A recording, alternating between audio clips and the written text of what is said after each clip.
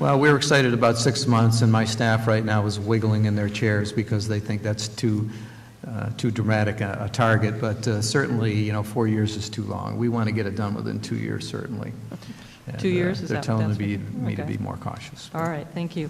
I also was interested to my colleagues who were asking about the minimum wage, because obviously hearing about that in relation to farmers, and I appreciate your thoughtful approach. I don't know if you're at all exploring some longer extended program for farmers where, it might take longer depending upon the size of their farm, or some of those kinds of things. But I also wanted to get your thoughts on how the $15 minimum wage, and I support it, and obviously everybody needs to have a living wage here, but how that would work with the federal programs, which are kind of already structured, and a lot of our farmers are working with those programs, and it's kind of a apples and oranges thing. Yeah, really, with regards to the federal programs, whatever New York State does, we already exceed the federal programs. So, with regards to that, I think that the discussion about minimum wage will involve all of you and our process as we go forward. Okay. And I especially want to thank the governor and you for your input on the throughway tolls. Obviously, this was a bill I carried and passed for 3 years, and I'm very happy to see it in the budget and hope we'll be able to get it through. Thanks so much. Thank you. Thank you. Next, we have Senator O'Mara. Thank you. Good afternoon, Commissioner, and thank you for your efforts and your getting around the state personally, visiting many areas. I know you're on the road a lot, and we certainly appreciate seeing you around and seeing you in the Southern Tier and the Finger Lakes region. I want to thank you and the department and the governor for their outstanding work on the craft beverage industry in recent years. And it's all, I think, a credit to cutting the red tape, as you said in your opening statements, to reducing regulations, streamlining application processes, and combining different types of applications and permits together has certainly shown great gains in the industry. And I only bring that up as a point and a message, maybe not so much to you, but to the governor. See the success we've had in regulation and red tape cutting in this industry. Let's try that in some other industries and see how productive we can be in this state, because this has certainly shown great gains in that regard. With regards to the throughway tolls, elimination for farmers and agricultural products, there's been raised complaints, concerns by farmers of the weight limit restrictions on vehicles, and that many of the vehicles that they operate getting goods to market, and particularly some of the larger ones that are taking goods down to the farmers markets in New York City, their vehicles are going to be excluded from this by weight limits. Are you getting that input as well? I've heard some comments to that effect. Let's talk about that. Okay. Do the throughway toll exemptions for ag products, will that include forestry products, do you know? Yes. It will? I believe so. Because there certainly, I think, will be weight restriction concerns Sure. with that type of transportation as well. Now, with regards to the minimum wage, and I certainly understand that this one's way above your pay grade. Would you advocate for an exemption? Was that a pun? What? Was that a pun? Not really. Okay. I'm not funny. I'm not funny. They can vouch for that. Not intentionally. Would you advocate for a carve-out for agriculture and farms from this $15 minimum wage proposal? I think that would have its whole set of challenges, because farms obviously compete in rural communities for young people and people of all ages to work. I can see that being problematic. Now, there's many programs that have been greatly reduced for agricultural research, marketing in the budget, and I believe in your earlier comments to some of the questioners, you say you're a fan of the Farm Viability Institute. That's a good program? Absolutely. And then why is it being cut by 75% in your budget from $1.5 million to $400,000? Some of that money was moved to the EPF line, I believe, and but I think this is where we need to get into the discussions with you guys on the legislative ads and local assistance money to highlight the importance there. The governor has given us at Ag and Markets a budget for us to do our core mission. And I don't mean to hedge on this, but this is what the budget process allows us to do then, to get into that and talk about what's necessary and what's nice. Well, it seems to be an annual recurring process that the governor eliminates these things and we put them back in. But there's a myriad of programs that the governor has completely eliminated from this budget that supports a variety of research and marketing for the berry growers, the Christmas tree farmers, the corn and soybean growers, the honeybee research, maple research, Farm Viability Institute, Grown on Long Island, Harvest New York, Hops and Barley Program, Maple Producers Association, apple growers, apple research, onion research, turf grass, the Wine and Grape Foundation being cut by a third, wood products development being eliminated completely, and particularly concerned to me with all the efforts in the craft beverage industry that I've applauded you for at the outset here, why reductions to the Wine and Grape Foundation and to the Hops and Barley program would seem critical to that and the continued efforts to increase production in these areas, particularly with hops and barley for the microbreweries and for the distillers that are popping up. They're still encountering great shortages of supply to get New York grown product to get even better incentives for their products. So I think it's important that these types of programs be continued to help support these industries in a variety of ways. You know, we talked about pollinators, yet we're eliminating funding for honeybee research, which is critical to that. So, I mean, there's a variety of programs, and your justifications for those being cut out? Well, let's have those discussions. I think, clearly a number of things did get funded. There's been an investment in a number of areas, and you articulated them, certainly in Geneva, into the wine lab there, into cider research there, into hops research there. But I think we need to get in this process more of you involved and talk about what is really important and what exactly is the need, where is it, and how do we quantify that. So let's have those conversations, and let's get into the weeds on those things. I'd love to. Thank you very much, Commissioner. Thank you, Senator.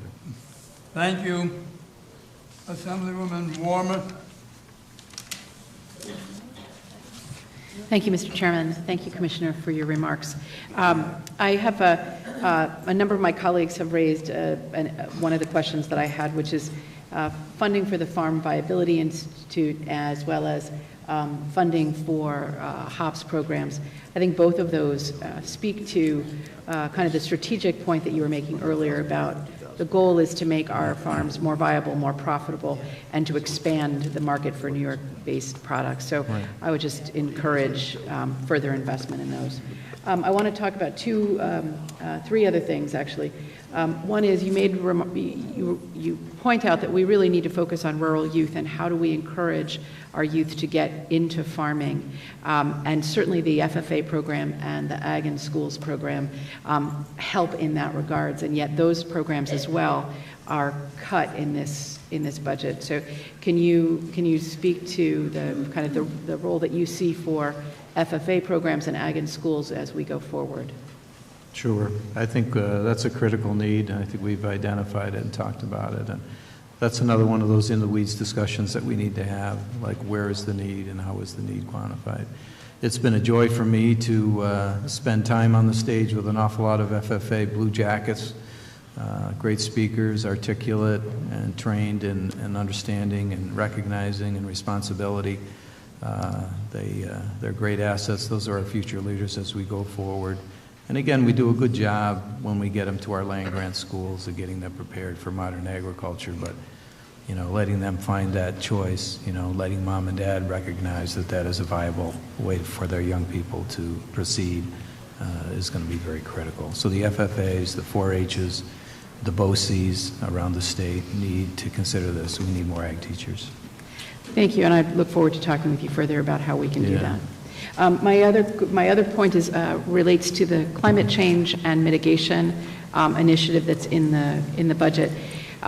There are two opportunities here for us, I think. One is controlled environment agriculture, and using that as a technology to expand the growing season in New York so that we can take advantage of the opportunity that the western part of the country's climate problems presents for us.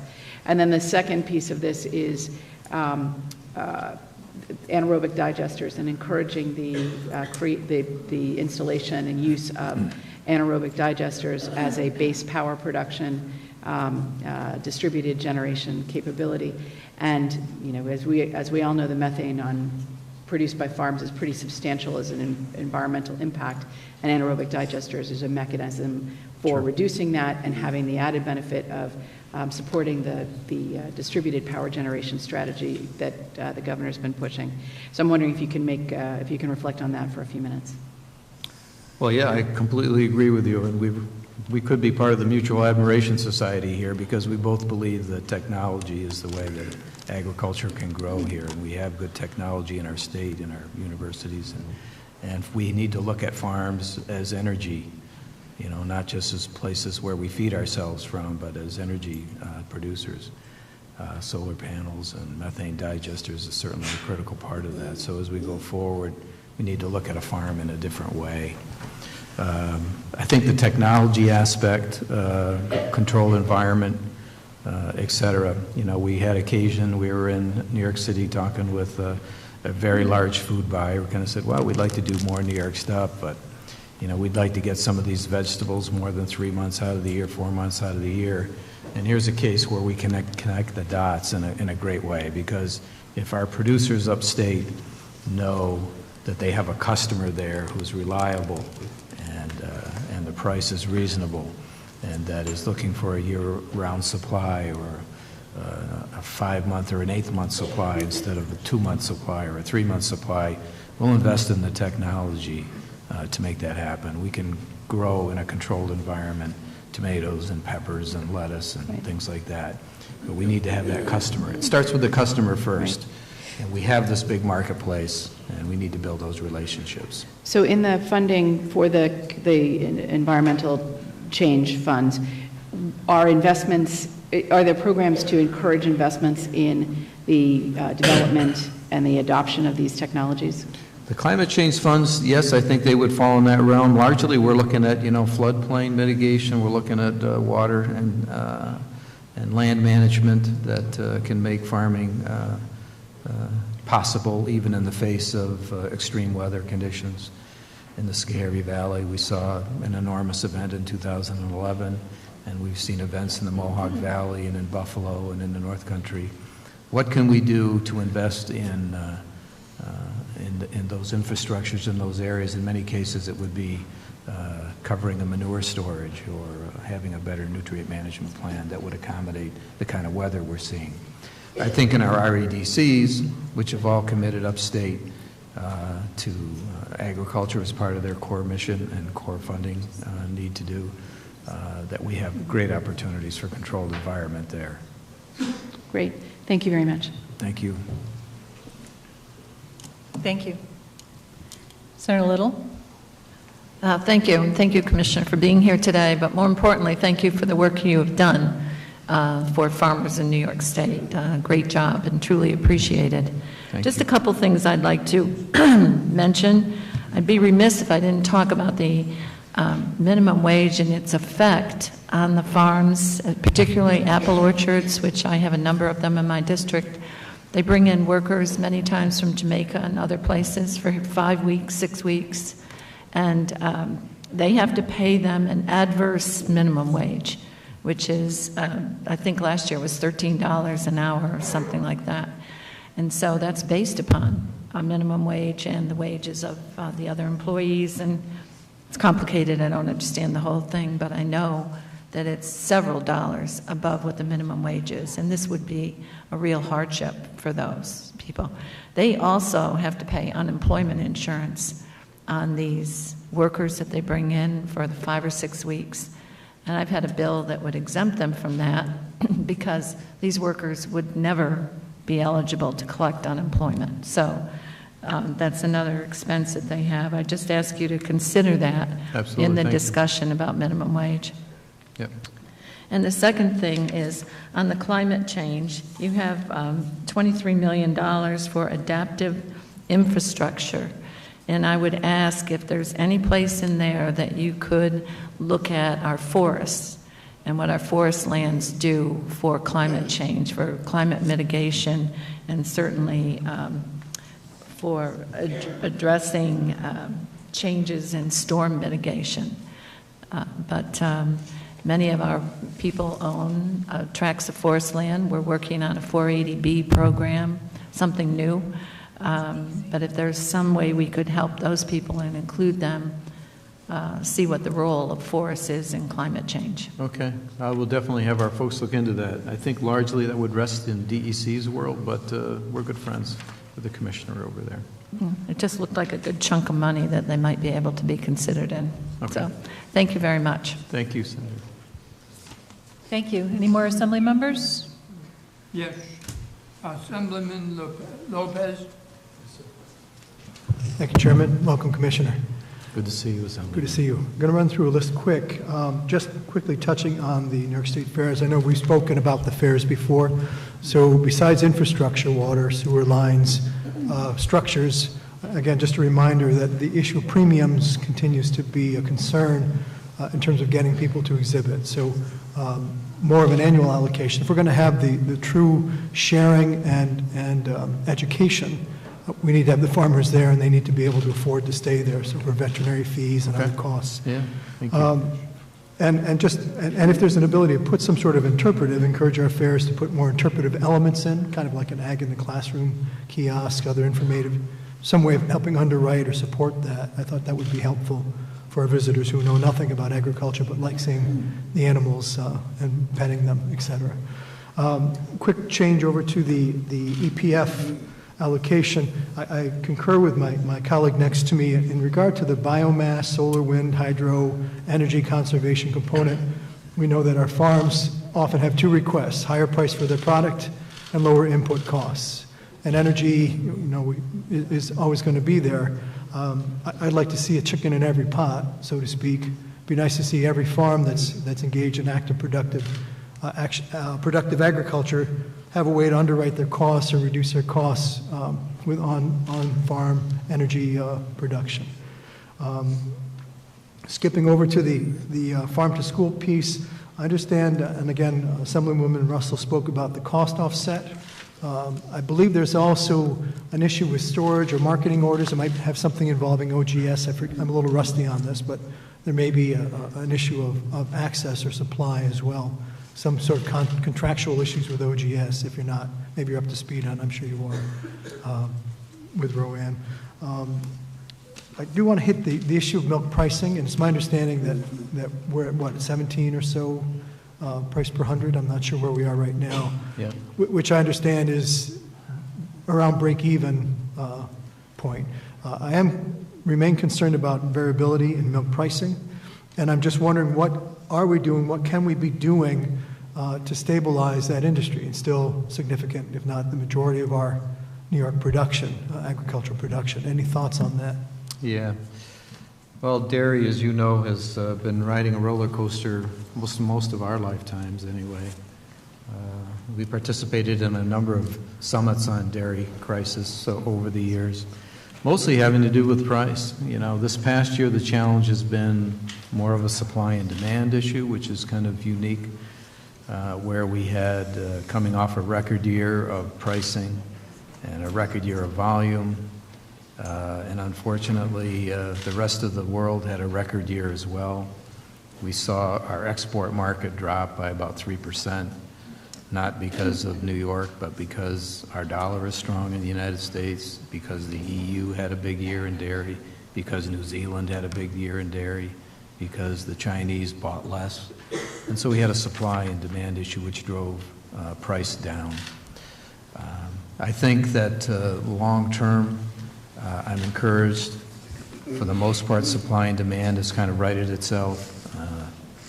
There are still challenges cropping up across the state with challenges with getting milk sold. But by and large, now it's a price issue. The price is low, kind of a hangover from all of that. I do think that our prognosis is excellent in the state because we continue to make a lot of yogurt, we continue to make a lot of cheese, we continue to make a lot of powder, we continue to move a lot of fluid milk. Fluid milk is kind of leveled off, maybe even retreating a little bit, but the others are doing quite well. And my reason for optimism is that in the last 2 years, we added 63 processing plants in the state. They're excited about growing. They're investing in growing in New York State. And today we have 30 plants in our queue at the department to be inspected and looked at. So I think we can look to that as there's still market available for our milk. And secondly, I think our co-ops have gotten involved with thinking about how much milk do we need in the state. As you know, some of our best friends are dairy farmers, but when they have a great year, they add on capacity.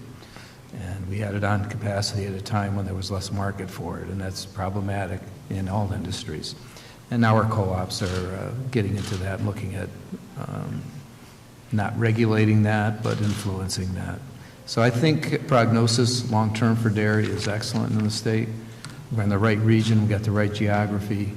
Our cheese tastes better than cheese made in other states. And I think the confidence from our co-ops and processors is high. I see I'm out of time, Commissioner. And again, my only concern is the issue of, besides the investment in processing, is it translating so that our farmers are making investments on their farms? And that's the piece I'm most concerned about. Is it translating to on-farm investment? Yeah. So I'll leave it with you. We'll come back. I think I know how to reach you. Okay. Thank you. Thank you. Thank you, Assemblyman. Assemblyman Titone? Titone? I think he left. Okay, so he was on the list? Never mind. Never mind. So, is it anyone else? It was about deer anyway, and I think we've covered that. Anyone else on the Senate side? Okay, then, Commissioner Ball, thank you so much for being with us today. Appreciate it very much. Think you do an excellent job and look forward to working with you in the future. So thank you. My pleasure. Thank you. Our next speakers will come up together, and that's Audrey Zibelman, Chair of the Department of Public Service, and John Rhodes, President and CEO of the New York State Energy Research and Development Authority, NYSERDA.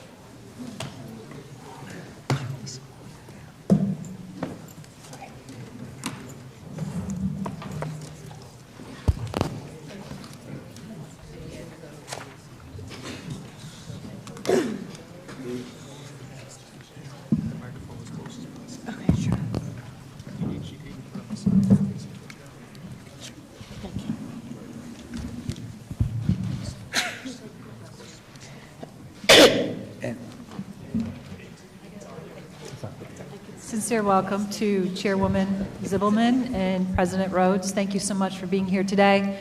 Before we begin, I'd like to point out that the chair of the Senate Energy Committee was unable to join us today. That's Senator Griffo, and the reason being that there was a close personal friend of the family who passed away suddenly, but he gives his regards, and I think we have some questions that will be asked on his behalf. So again, welcome. We're very glad to have you here, and I would ask that Chairwoman Zibelman begin. Good. Thank you. Good morning, Chair. Good afternoon, actually.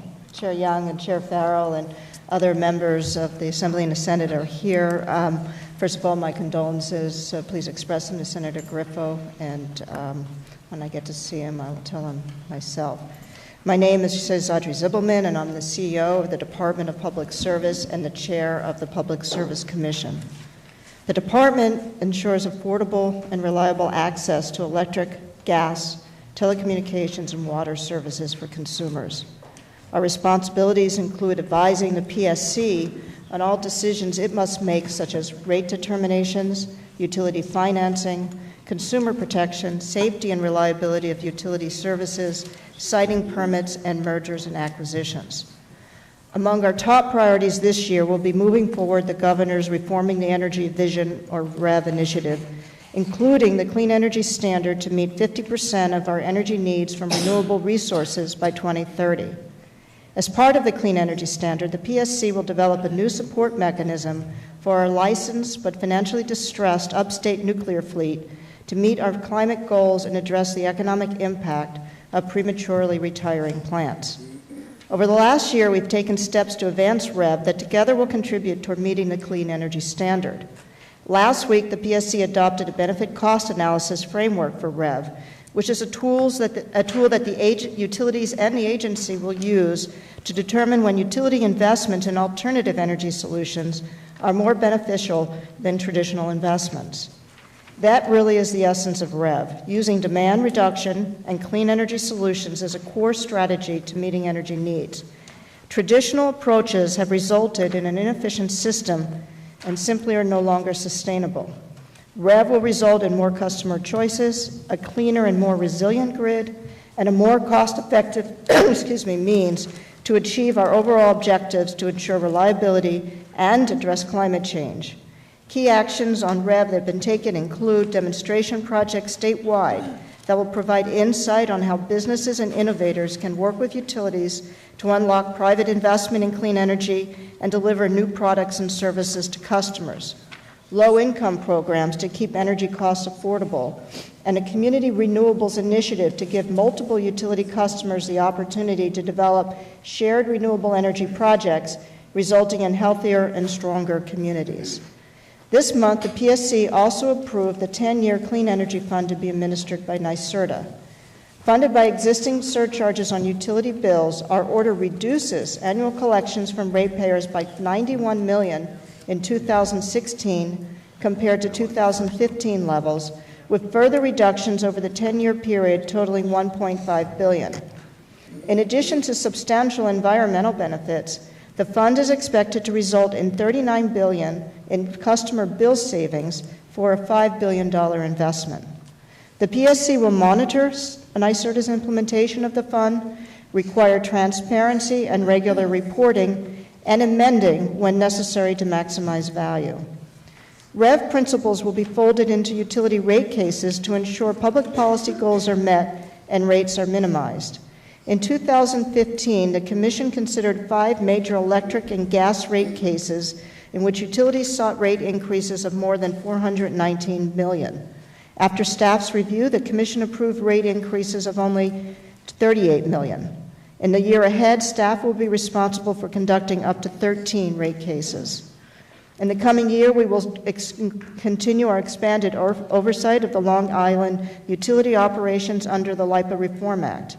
In 2015, our review of the 3-year rate proposal for PSEG resulted in a reduction of $154 million from what was requested.